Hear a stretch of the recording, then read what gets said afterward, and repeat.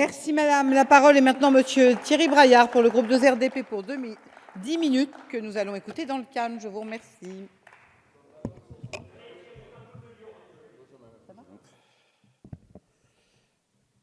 Madame la présidente, monsieur le ministre, cher rapporteur. Monsieur Xavier Bertrand, que dire de votre proposition de loi sur laquelle nous devons statuer aujourd'hui, à part qu'elle apparaît dangereuse et inadaptée.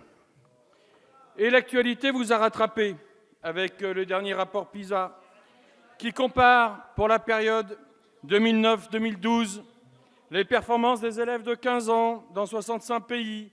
Et le résultat de cette enquête est extrêmement préoccupant pour l'école française, pour l'école de la République. Le rapport rappelle que l'école française est celle des pays où l'origine sociale des enfants pèse le plus lourd dans les résultats scolaires.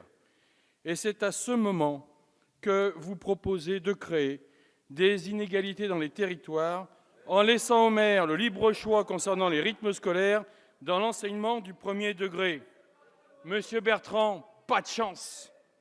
Pas de chance. Vous avez tenté un coup politicien. Et tel un effet boomerang. Tel un effet boomerang, on vous renvoie l'échec patent de la politique menée par l'UMP en faveur de l'école durant des années. Car le rapport PISA de 2009 à 2012, vous ne déstabiliserez pas, de 2009 à 2012, montrait qu'on était en déclin, mais celui d'avant montrait déjà qu'on était en déclin. Et voilà, c'est le résultat de vos politiques.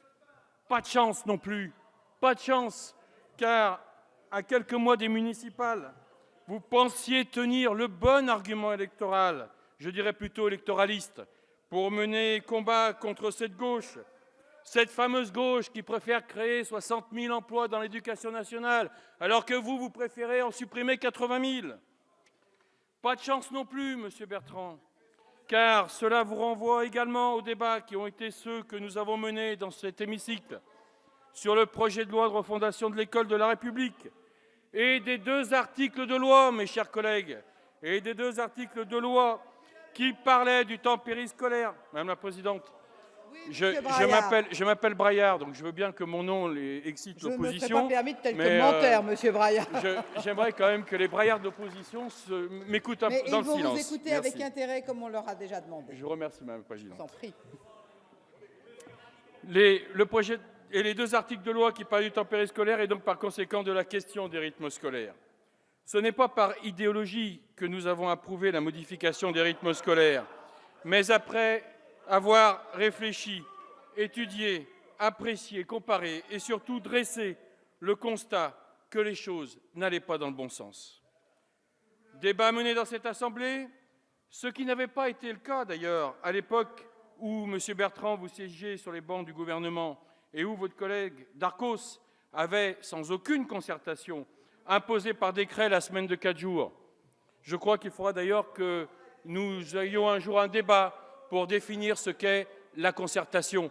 Car si c'est imposé par décret, sans discussion avec personne, une modification des rythmes scolaires, ce n'est pas notre sens de la concertation, ce n'est pas comme ça que Vincent Peillon a mené sa réforme.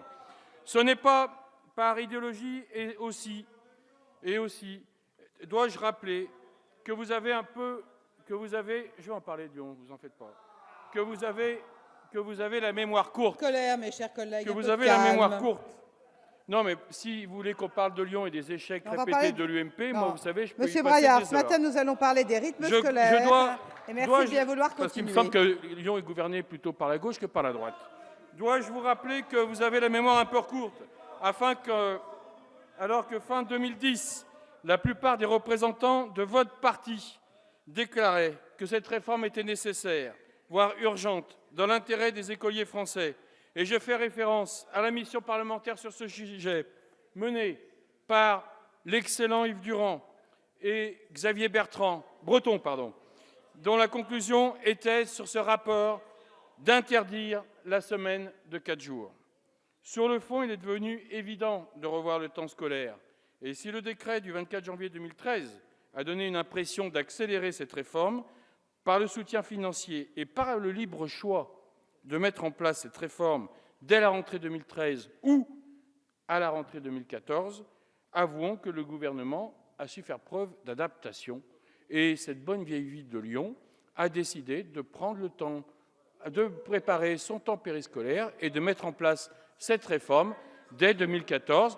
En attendant aussi, Monsieur Sall, avant d'avancer des chiffres sur le financement, ce qu'allait être la contribution de la Caisse d'allocation familiale, ce qui veut dire que les chiffres que vous citez ne sont pas bons, car une fois que la Caisse d'allocation familiale aura fait son versement, le solde ne sera pas le même.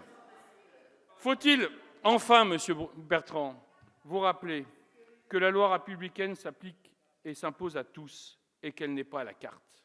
Vous savez, hier, il y avait une réception au Sénat, c'était le prix Jean Zay. J'ai souvent fait référence à Jean Zay, qui fut un grand ministre de l'Éducation nationale et des activités artistiques au gouvernement de la France. Et jamais Jean Zay n'aurait accepté qu'on traite la politique et la République de cette façon. Vous nous demandez d'examiner une proposition de loi qui relève plus d'une démarche politicienne, d'une vaine tentative électoraliste que d'une réelle prise en compte du bien-être des élèves.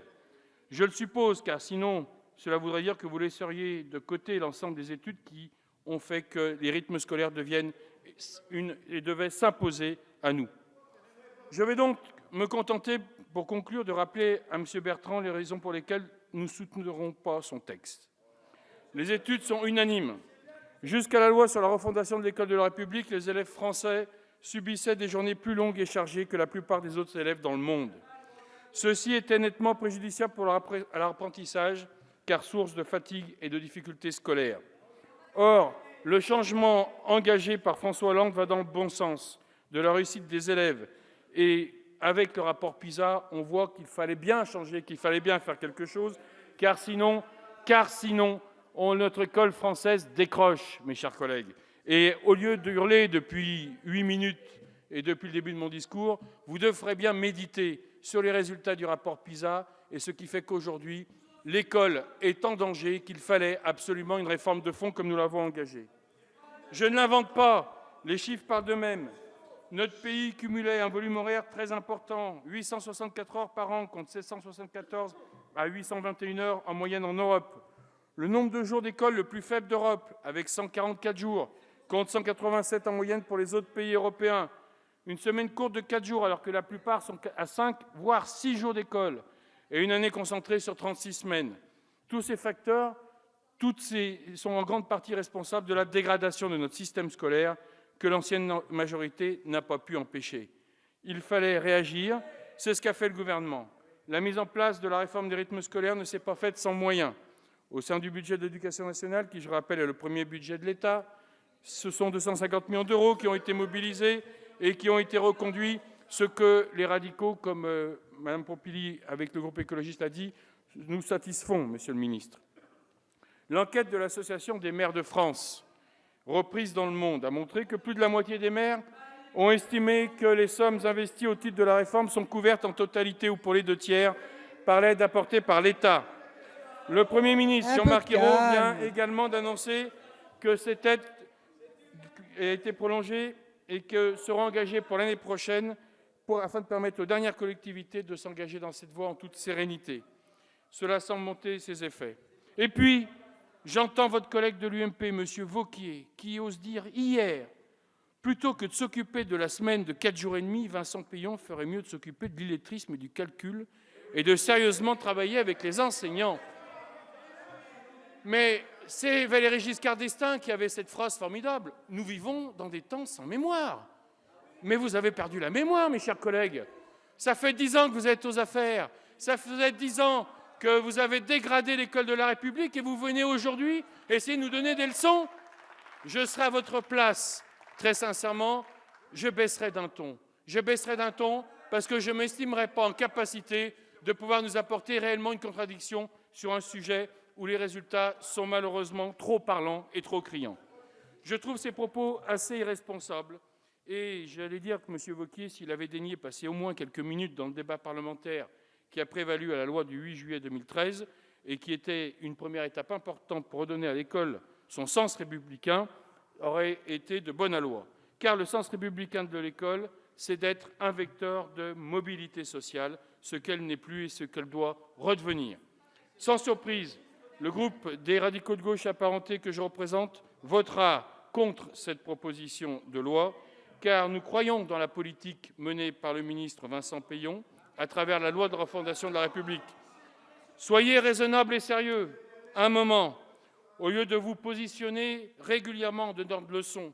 Je vous invite à garder en tête les intérêts des enfants, à défaut d'attendre de vous, à l'image de cette proposition de loi, des propositions pour relever la France. Je vous remercie. Merci.